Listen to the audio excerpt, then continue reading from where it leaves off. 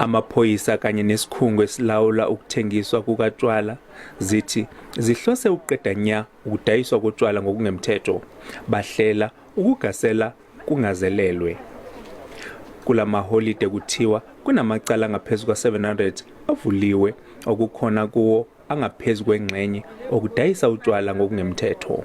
Izindawo eziningi zitholwe zihluleka ukulandela imbandela yamalayisensi okudayisa, okufana nokuhluleka ukuhlinzeka ngonogada, ukudayisela utshwala abantu bahambe nabo. Awusifike kuyona namhlanje lesime phambi kwayo sithola ukuthi iphula umthetho ngendlela abasebenza ngayo.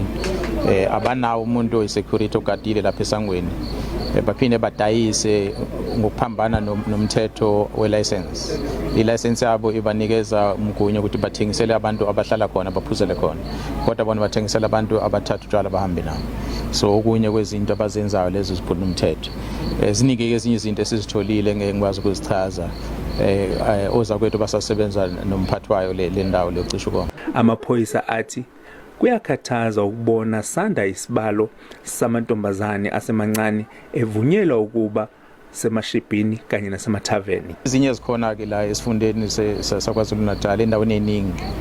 Ikakhulukazi kule district esikuyona eThekwini naseMgungundlovu ikakhulukazi.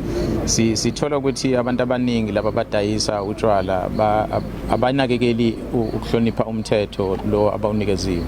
Bavumela ingane ezincane ukuthi izothenga utshwala ezinye ziphuzele khona, mase ziphuzile bese zigcina sezichaphazeka ngendlela ethile, ezinye zigcina zidlwengulwa.